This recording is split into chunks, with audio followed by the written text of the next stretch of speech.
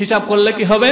ওয়াতাফাক্কারু ফি খালকিস সামাওয়াতি ওয়াল আরদি রব্বানা মা খালাকতা হাযা বাতিলা সুবহানাকা ফাকিনা আযাবান নার। যত হিসাব করবেন তত বেশি আপনি আল্লাহর কাছে চলে যাবেন, যত হিসাব করবেন তত আল্লাহকে চিনবেন। তখন আপনি আল্লাহকে বলবেন সুবহানাকা ফাকিনা আযাবান নার, আল্লাহরে এত নিয়ামত দিয়েছো, তুমি এখন আমাকে বিভিন্ন আযাব থেকে হেফাজত করো। একটা দিন আপনি কিভাবে অতিবাহিত করবেন? একটা বছর, একটা দিন। এবার আসুন, একটা বছর, পুরো 12টা মাস আপনি কিভাবে অতিবাহিত করবেন? একটা বছর ঈমানদার কিভাবে অতিবাহিত করবে? ঈমানদার মুমিন বান্দা, আল্লাহওয়ালা বান্দা, রাসূল প্রেমিক বান্দা কিভাবে একটা বছর অতিবাহিত করবে? আমরা সবকিছুর জন্য একটা প্ল্যান করি। একটা শহর সাজানোর জন্য, একটা ঘর তৈরি করার জন্য আমরা একটা প্ল্যান করি, মাস্টার প্ল্যান বলা হয়। যেটা নিখুঁত প্ল্যান, এটাকে মাস্টার প্ল্যান বলা হয়। তো আমরা একটা বছর সাজানোর জন্য কিভাবে প্ল্যানটা করব? কারণ এই যে বছরটা আমাদের কাছে আসলো 2024 সন, 2023 সনে আমাদের সাথে অনেকে ছিল, তারা এখন কবরে, আমরা আছি। এর পরের বছরটা যে আসবে 2025 সনে আমরা থাকবো, এর কোনো গ্যারান্টি নাই। আমরা হাজার কল্পনা করি, পরিকল্পনা করি, হাজার আমরা কাজ রাখি, কিন্তু দেখা যায় হঠাৎ করে মৃত্যু নামক এক বিষয় আমাদেরকে ঘাস করে সমস্ত প্ল্যান চলে যায়। আমরা কিভাবে কবরে থাকবো, তখন সেই চিন্তা আমাদের করতে হয়। তাহলে আমরা বৎসরটা কিভাবে অতিবাহিত করতে? এক নম্বর, বৎসরটা কি? আল্লাহ বলেন ইন্না ইদ্দাতাশ শুহুরি ইনদাল্লাহি 12 শাহরা। আল্লাহ তাআলা 12টা মাস সৃষ্টি করেছেন।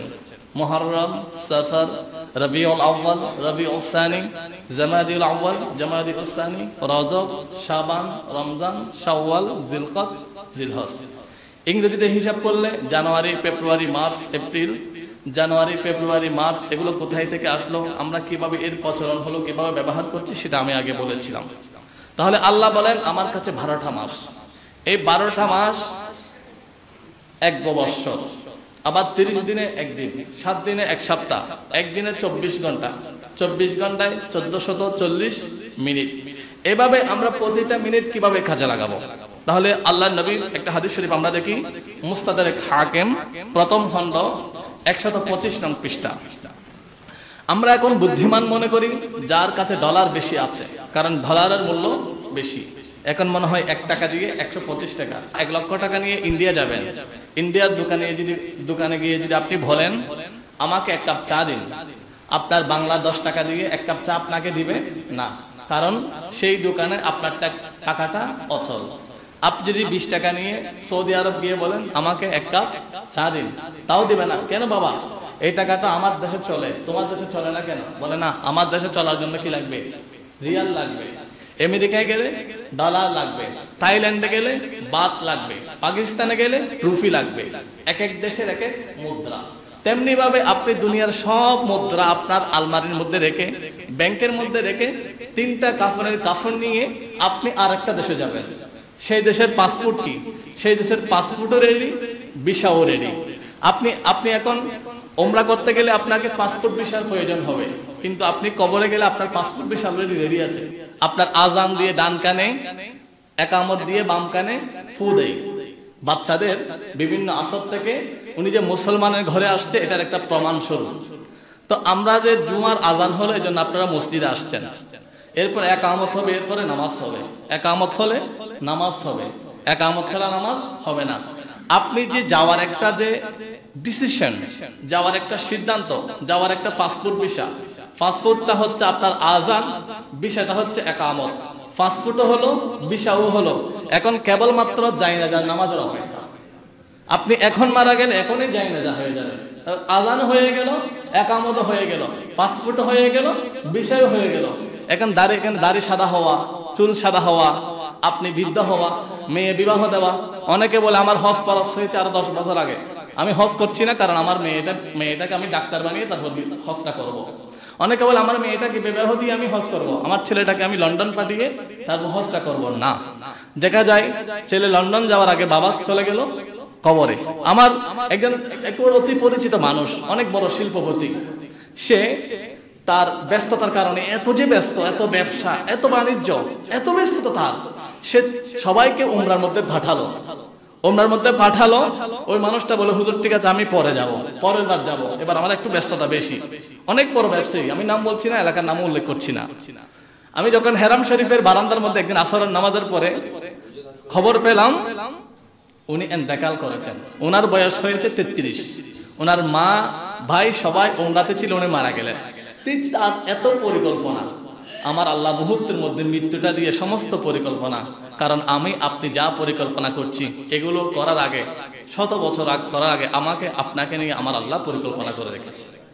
এই জন্য আল্লাহ নবী বলেন, আমরা দুনিয়ার মধ্যে ভাবি যার অর্থ বেশি আছে সে বুদ্ধিমান। আল্লাহ নবী বলেন না, মান দানা নাফসাহু ওয়া আমিলা লিমা বাদাল মাউতি, বান্দারে দুনিয়ার মধ্যে যার যেভাবে সম্পদ আছে সে তত বেশি অর্থশালী বিত্তশালী হয়, তেমনি ভাবে কবরে গেলে যার যত বেশি সম্পদ সে তত বেশি বিত্তশালী। আমরা দুনিয়ার মধ্যে টাকা পয়সা, রুপি, রিয়াল, ডলার গুনি, কবরের মধ্যে রুপি কি?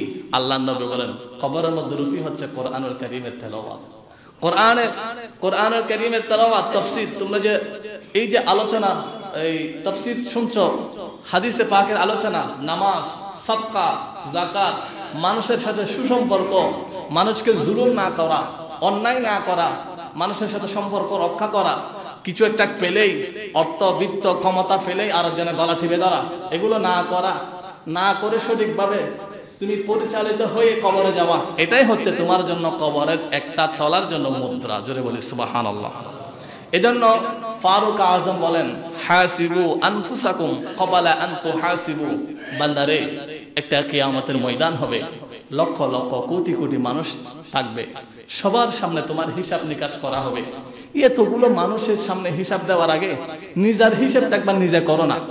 কয় রাকাত নামাজ ছেড়ে দিয়েছো, কয়বার মিথ্যা বলেছো, কতজনকে ধোঁকা দিয়েছো, কতটা গোনা করেছো, সবকিছুর তালিকা করো। জায়গা সম্পদ কতটুকু আছে সবকিছুর হিসাব আছে, একবার ওই হিসাবটা করে দেখো না। কতটা পাপ করেছো, কতবার কাবিরা গুনাহ করেছো, কতবার মিথ্যা বলেছো, কতবার ধোঁকা দিয়েছো, কতবার জুলুম করেছো, অসহায় মানুষের চোখে পানি জড়িয়েছো, মানুষকে মিথ্যা সত্য বলে বলে মিশ্রিত করে করে ধোঁকা দিয়ে তুমি সমাজের মধ্যে বড় নেতা সেজেছো। এগুলো একটিবার হিসাব করো। আল ফারুক আজম বলে, হাসিবু, আমরও সিগা, হাসিবু, হিসাব করো, আনফুসাকুম, নিজে নিজে একবার, কবল আন তুহাসিবু, আল্লাহর সামনে হিসাব দেওয়ার আগে নিজেকে একবার প্রস্তুত করে নাও না, আল্লাহর সামনে কিভাবে হিসাব দিবা। তাহলে 2 নাম্বার। 3 নাম্বার হচ্ছে আল্লাহ তাআলার প্রেয়ার। আল্লাহ তাআলা বলেন, ওয়ামাই ইয়ামাল মিসকালা যাররাতিন খায়রান ইয়ারা ওয়ামাই ইয়ামাল মিসকালা যাররাতিন শাররান ইয়ারা। আপনি এখানে যদি বিন্দু পরিমাণ আমল করেন, সেটা সিন্ধু হয়ে আমার আল্লাহর দরবারে উপস্থাপিত হবে। এই জন্য ছোট বড় কোনো আমলকে ছেড়ে দিবেন না, যখন পারবেন সে আমল করার জন্য চেষ্টা করবেন। 4 নাম্বার, আমি কোরআনুল কারীমের যে আয়াতে কারিমা তেলাওয়াত করেছি, আল্লাহ বলেন, ইকতারাবা লিন-নাস হিসাবুহুম। মানুষের আসল হিসাবটা দেওয়ার সময় খুবই সন্নিকটে, কিন্তু মানুষ ভাবছে অনেক দূর আছে। ওহুম ফি গাফলাতিন মুরিদুন। মানুষ ভাবছে এটা অনেক পরের কথা, মারা যাব, মুনকার নাকির আসবে, সওয়াল জবাব করবে, আমাকে জান্নাত দিবে জাহান্নাম দিবে, এটা অনেক দূরের কথা। অথচ আল্লাহর নবী বলেন, না রে বান্দা, দূরের কথা নয়, মান মাতা, মৃত্যুবরণ করার সাথে সাথে ফাকাদ কিয়ামা, তোমার কিয়ামত আরম্ভ হয়ে যাবে। এটা দূরের কথা নয়, কাছের কথা। এজন্য নতুন বছর পেয়ে আমরা হয় উল্লাস করছি, না রে এই একটা বছর চলে গেল, একটা বছর চলে গেল আমার হায়াত থেকে, আগামী বছর আমি থাকবো কিনা, এই হিসাবটা আপনার মাথায় রেখে আপনাকে সামনে আগে যেতে হবে। এখন বছরটা হয় কি দিয়ে? মাস দিয়ে। মাসটা হয় কি দিয়ে? দিন দিয়ে। একটা দিন আমরা কিভাবে অতিবাহিত করব? আমরা একটা বছরের প্ল্যান করছি, এখন একটা দিনের প্ল্যানটা কিভাবে হবে? একজন ইমানদার, আপনি একজন মুসলিম, আপনি একজন সচেতন মানুষ, আপনার একটা দিনের মাস্টার প্ল্যানটা কি হবে? একটা দিন আপনি কি করবেন সেটা আল্লাহ তাআলা কোরআন কারীমের মধ্যে বলেন, আল্লাযী জাআলা লাকুমুল লাইলা লিতাসকুনু ফীহি ওয়ান নাহারা মুবসিরা। আল্লাহ বলেন, আমি রাত দিয়েছি তোমাদেরকে ঘুমানোর জন্য, দিন দিয়েছি উপার্জন করার জন্য, দেখার জন্য। ওয়াজআলনান নাহারা মাআশা, দিনটা দিয়েছি আমি তোমাদেরকে জীবিকা অন্বেষণ করার জন্য। এজন্য আল্লাহ সুবহানাহু ওয়া তাআলা আরেক আয়াতের মধ্যে বলেন, ওমিন আয়াতিহি মানামুকুম বিল-লাইলি ওয়ান-নাহারি ওয়াবতিগাউকুম মিন ফাদলি। মানুষ রাতে বিশ্রাম করবে, দিনে বিভিন্ন উপায়ে জীবিকা তালাশ করবে, রিজিক অন্বেষণ করবে। এখন আমরা রাত ঘুমালাম, আমরা কয়টায় ঘুম থেকে উঠবো? আল্লাহর কোরআনকে জিজ্ঞাসা করি, হ্যাঁ আল্লাহর কোরআন, আমরা কখন ঘুম থেকে উঠবো? আল্লাহর কোরআন আপনাকে বলে দিচ্ছে, আলহামদুলিল্লাহিল্লাযী আহইয়ানা বা'দা মা আমাতানা ওয়া ইলাইহিন নুশুর ওয়া মিন আয়াতিহি মানামুকুম বিল-লাইল। আপনি যখন রাতে ঘুমাবেন, যখন ভোর হবে, সূর্য ওঠার আগে, পাখিরা কিচিমিচি করার আগে আপনি ঘুম থেকে উঠে যখন আসর নামাজের সময় হয়, আপনি ঘুম থেকে ওঠা মাত্র এই দোয়া পড়ে আপনি উযু করে আপনি নামাজের জন্য দাঁড়িয়ে যাবেন। এটা হচ্ছে আল্লাহর দেওয়া নির্দেশ। এখন দেখা যায় আমার আগে পাখি উঠে, আমার আগে সবাই উঠে, 10টা হয় 11টা হয়, আমি উঠতে পারি না। তাহলে আপনি দিনের মধ্যে, দিনের শুরুতে আপনি পরাজিত হয়ে যাচ্ছেন। আল্লাহর নবী বলেন, মানুষ যখন ঘুমায় শয়তান এসে তাকে 3টা গিট দেয়। মাথার উপর একটা গিট, সিনায় একটা গিট, পায়ে একটা গিট। ওই শয়তান এমন ভাবে গিট দেয় বান্দা যাতে ঘুম থেকে উঠতে না পারে। আর বান্দা যখন ভোরবেলা আজানের আগে কিংবা আজানের পরে ঘুম থেকে উঠে যায়, ওটার সাথে সাথে দোয়া পড়ে, যখন ওটার সাথে সাথে যখন দোয়া পড়ে শয়তানের একটা গিট খুলে যায়। বান্দা যখন উযু করে, উযু করার সাথে সাথে শয়তানের আরেকটা গিট খুলে যায়। বান্দা যখন উযু করে নামাজের মধ্যে দাঁড়িয়ে যায়, আরেকটা গিট খুলে যায়, 3টা গিট খুলে যায়। দিনের শুরুতে বান্দা শয়তানের উপর বিজিত হয়ে যায়। সুবহানাল্লাহ বলুন। এজন্য আল্লাহর নবী বলেন, ইদাস্তাইকাযা আহাদুকুম মিন নাওমিহি, কেউ যখন ঘুমায়, এই ঘুম থেকে উঠে সে হাত ধুয়ে অর্থাৎ উযু করে নামাজের মধ্যে দাঁড়িয়ে যাবে। যদি সম্ভব হয় উযু করার সাথে সাথে 2 রাকাত তাহিয়াতুল উযু নামাজ পড়বে। তাহিয়াতুল উযু নামাজ পড়লে কি হবে? মান তাওয়াদ্দা ফা আহসানাল উদুআ, আল্লাহর নবী বলেন, যে ব্যক্তি উযু করে, যে কোনো সময় উযু করে 2 রাকাত তাহিয়াতুল উযুর নামাজ পড়ে, খরাজাত খাতায়াহু মিন জাসাদিহি, আল্লাহ সুবহানাহু ওয়া তাআলা তার শরীর থেকে সব গুনাহগুলো একটা একটা একটা একটা জড়িয়ে দেন। একদিন এক যুবক উযু করছে। ইমাম আজম আবু হানিফা যুবককে দেখে দেখে হাসছে। যুবক উযু করা শেষ হলো, ইমাম আজমকে জিজ্ঞাসা করলেন, হুজুর, আমি উযু করছিলাম, আপনি হাসছিলেন কেন? ইমাম আজম বলে, বৎস, তোমার তো ওই চোখ নাই যেই চোখ আল্লাহ আমাকে দিয়েছে। আমি আমার চোখ দিয়ে দেখতে পাচ্ছি তুমি যখন উযু করছিলা হাত দিয়ে যত গুনাহ করছো, ওই গুনাহগুলো আল্লাহ তাআলা ধুইয়ে দিচ্ছেন। তুমি যখন কুলি করছিলা মুখ দিয়ে যত গুনাহ করছো, ওই গুনাহগুলো কুলির পানির সাথে বের হয়ে যাচ্ছে। যখন তুমি মাসেহ করছো, তোমার গুনাহ ঝরে যাচ্ছে।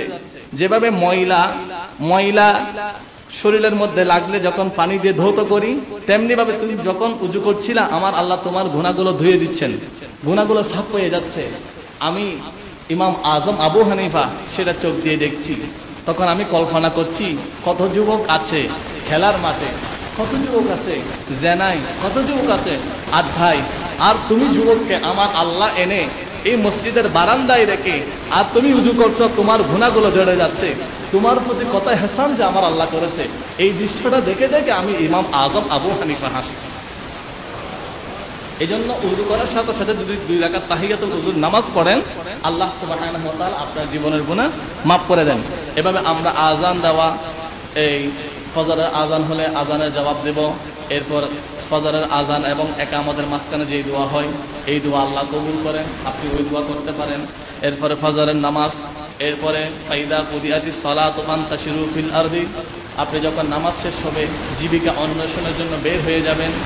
এরপরে আপনি আপনার জীবিকা অন্বেষণের কাজগুলো করবেন। এরপরে আপনি জোহরের ওয়াক্ত হলে জোহর পড়বেন, এরপরে একটু বিশ্রাম করবেন, আবার আপনি কাজ করবেন। এভাবে আসরের নামাজ যখন হবে আসরের নামাজ পড়বেন, এরপর আপনি একটু হাঁটবেন, আল্লাহর দৃশ্যগুলো দেখবেন। ওয়াতাফাক্কারু ফি খালকিস সামাওয়াতি ওয়াল আরদি রব্বানা মা খালাকতা হাযা বাতিলা, আপনার মেধা দিয়ে আপনি একটু আল্লাহর সৃষ্টি নিয়ে গবেষণা করবেন। আল্লাহ কিভাবে আসমানটা এভাবে শূন্যের মধ্যে আটকে রাখলো। আমরা একটা বিল্ডিং করলে কতটা ফিলার দিতে হয়, আল্লাহ কিভাবে আসমানটা কোনো ফিলার ছাড়া রাখলো। কিভাবে সূর্য প্রতিদিন এক সময়ে উঠে আবার এক সময়ে ডুবে যায়, কিভাবে একজন মানুষকে অক্সিজেন দিতে গেলে প্রতি মাসে মাসে বিল দিতে হয়, আর আমার আল্লাহ একদিন আপনি মেডিকেলের মধ্যে থাকলে আপনার 100 লিটার অক্সিজেন লাগে, 20 লিটার অক্সিজেন লাগে, আপনি একদিনে আল্লাহর কয় লিটার অক্সিজেন খরচ করছেন এটা একটু হিসাব করবেন।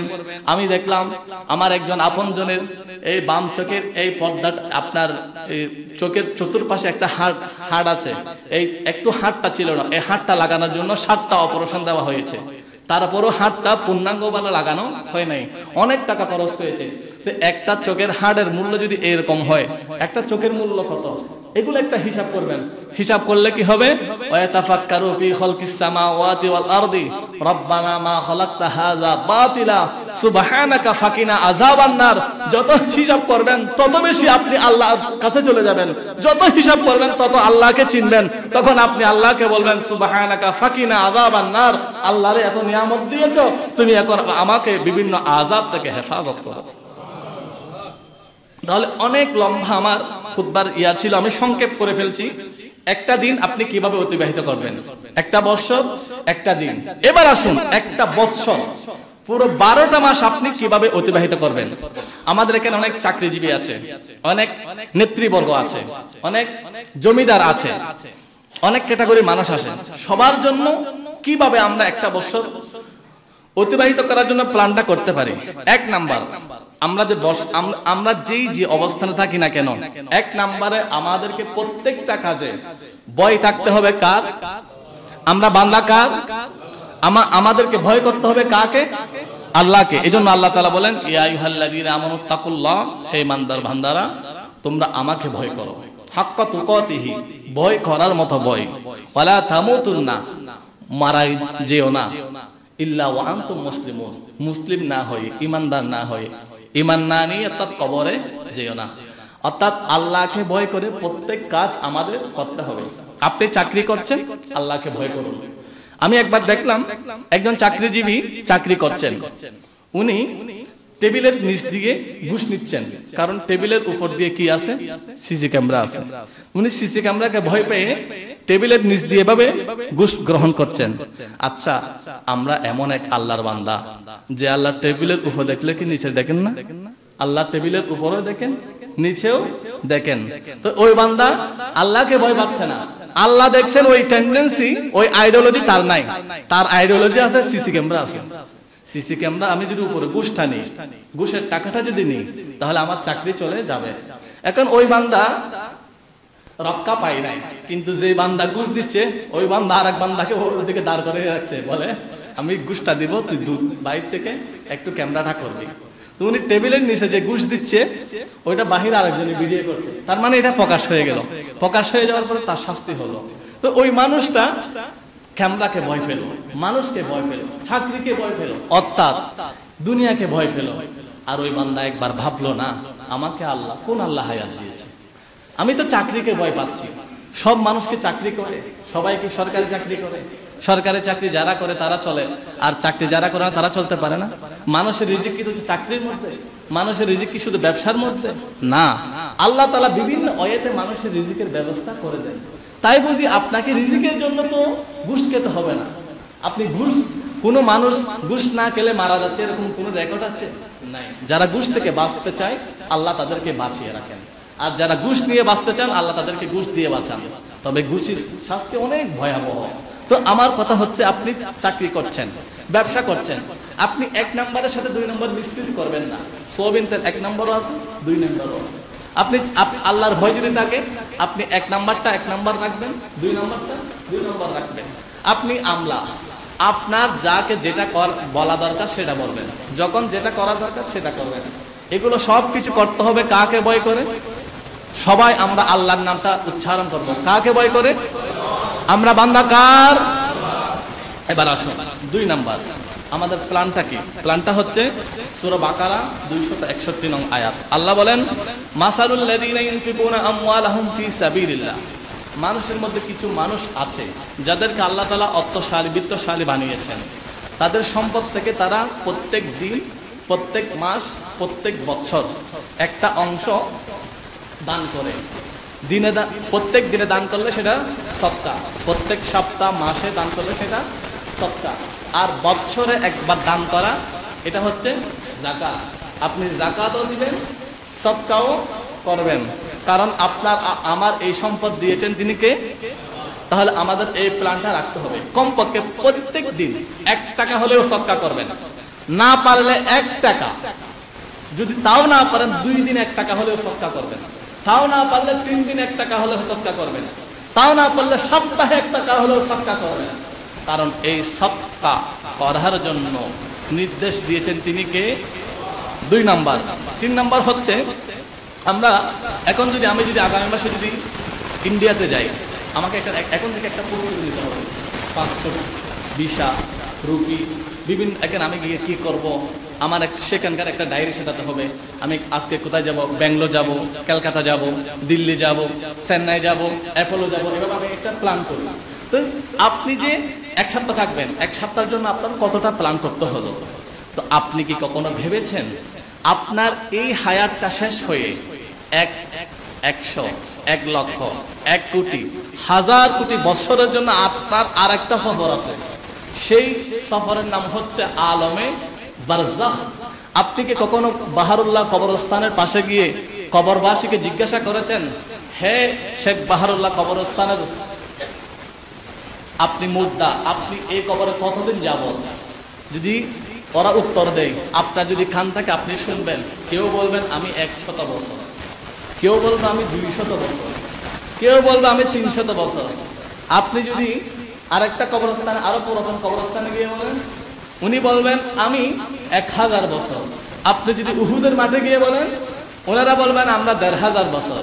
আপনি যদি ইব্রাহিম নবীকে প্রশ্ন করেন, ইনি বলবেন আমি 6500 বছর। আরে বাবা, আমি দুনিয়াতে ছিলাম মাত্র 50 বছর, আর কবর 6500 বছর। আপনি 50 বছরের জন্য বিল্ডিং বেঁধে একটা প্ল্যান করলেন, 50 বছরের জন্য আপনি এইটা করে একটা প্ল্যান করলেন, আপনি 6500 বছর থাকার জন্য কি কোনো প্ল্যানের দরকার নাই? আল্লাহ বলেন আছে। কি প্ল্যান আছে? আল্লাহ শিখিয়ে দিচ্ছেন, ইয়া আইয়ুহাল্লাযীনা আমানু তাকুল্লাহ, ঈমানদার বান্দারা আমাকে ভয় করো, ওয়াল তানজুর নাফসুম মা কদ্দামাত লিগাদিন, তুমি আগামী বছর কি খাবে, তোমার সন্তান কি খাবে, তুমি সবগুলো হিসাব করছো। মরার পরে তুমি কিভাবে থাকবা? ডানে বামে উপরে নিচে মাটি আর মাটি, অন্ধকার, কোনো সঙ্গী নাই, কোনো বন্ধু নাই, সঙ্গী নাই, স্ত্রী নাই, পুত্র নাই, তুমি এই অন্ধকার ভয়ঙ্কর জগতে কিভাবে থাকবা? এখানে তোমার খাবার কি হবে, তোমার সঙ্গে কি হবে, তোমার অন্ধকার কিভাবে দূর হবে? তুমি কি কখনো কল্পনা করো না, ঘরের মধ্যে যখন তুমি একাকী থাকো, তোমার ভালো লাগে না, তুমি আরেকজনকে কল করে নিয়ে আসো, আজকে আমার বাসায় কেহ নাই, আমার সাথে একটু সময় কাটাও। এভাবে তুমি 1 ঘন্টা নিজে নিজে থাকতে পারো না, আর তুমি 1000 বছর থাকবে। একবার কি কল্পনা করো না? আল্লাহ আপনাকে আমাকে হাতে কলমে শিখিয়ে দিচ্ছেন, ওয়াল তানজুর, বান্দা একবার দেখো, শতবার দেখো, মা কদ্দামাত লিগাদিন, তোমার জন্য তুমি কি পাঠিয়েছো। আল্লাহ আপনাকে আমাকে শিখিয়ে দিচ্ছে। তাহলে আমাদের 3 নম্বর প্ল্যান হচ্ছে, আমি আপনি কি পাঠাচ্ছি আমাদের মরণের পরের সময়ের জন্য, সেটা আমাকে আপনাকে চিন্তা করতে হবে। শুধু আপনি আপনার ছেলে কি খাবে তাও করেছেন হিসাব, আপনার নাতি কিভাবে চলবে সেটাও হিসাব করেছেন, আপনার নাতির নাতি কিভাবে চলবে সেটাও হিসাব করেছেন। এমন মানুষের সম্পদ আছে 100 পুরুষ খেলেও শেষ হবে না, সব হিসাব করেছেন। আপনি মরার পরে 100 বছর 1000 বছর কিভাবে থাকবেন, ওই হিসাবটা কি করতে আপনার একবার মন চাই না? আপনি কি দেখেন না আপনার চেয়ে অনেক বেশি ক্ষমতাশীল? আপনি বলেন আমি মন্ত্রী, আপনি কি ফেরআউনের চাইতে বড় মন্ত্রী? ফেরআউনের ক্ষমতা কি আপনার সাথে কম, আপনার চাইতে কম ছিল? না, ফেরআউনের ক্ষমতা আপনার চাইতে বেশি ছিল। আপনি বলেন আমি অর্থশালী, আমি শিল্পপতি, আপনি কি কানানের চাইতে বেশি শিল্পপতি? আপনি কি জানেন কানানের কত সম্পদ ছিল? কানানের সম্পদগুলোর চাবি যদি উটের পাল্লায় রাখা হতো, 70,000 উট লাগতো কানানের সম্পদের চাবি বহন করার জন্য। আর আপনি বলছেন আপনি কি শিল্পপতি? না, আপনার চাইতে বড় শিল্পপতি কবর, আপনাকে আমাকে যেতে হবে, এই জন্য ওই অনুযায়ী আমল করতে হবে। 6 নম্বর হচ্ছে আল্লাহ বলেন, ইন্নাল্লাযীনা আমানু ওয়া আমিলুস সালিহাতি কানাত লাহুম জান্নাতুল ফিরদাউসি নুজুলা, হে ইমানদার বান্দারা তোমরা নেক কাজ করো। নতুন বছরের আমাদের 5 নম্বর প্ল্যান হচ্ছে কি কাজ করা? নেক কাজ। কারণ ইদা মাতাল ইনসানা ইনকাতাউ আনহু আমালুহু, মানুষ যখন মারা যায় দুনিয়ার সব সম্পর্ক তার থেকে বিচ্ছিন্ন হয়ে যায়। কোন স্বামীকে আর স্ত্রী স্বামী বলে ডাকে না, বাবাকে সন্তানকে আর বাবা বলে ডাকে না, সমস্ত কিছু বিচ্ছিন্ন হয়ে যায়। তিনটা সম্পর্ক বিচ্ছিন্ন হয় না, একটা হচ্ছে তার নেক কাজ। এজন্য আমাদের বেশি বেশি নেক কাজ করতে হবে। 5 নম্বরের মধ্যে ইন্নামাল আমালু বিন্নিয়া, প্রত্যেকটা কাজ আমাদেরকে ইখলাস নিয়ে, সঠিক নিয়ত নিয়ে কাজ করতে হবে। অনেকে কাজ করেন কিন্তু নিয়ত ঠিক না থাকার কারণে সওয়াব পান না। আর অনেকে কাজ না করেন কিন্তু সওয়াব পান নিয়তটা ঠিক রাখার কারণে। আপনি যদি রাতে ঘুমানোর সময় মোবাইলের মধ্যে 4:30 অ্যালার্ম দেন, 4:30 অ্যালার্ম হলো, আপনি ঘুম থেকে উঠতে পারেন নাই, কিন্তু আপনি তাহাজ্জুদের সওয়াব পাবেন। কি কারণে?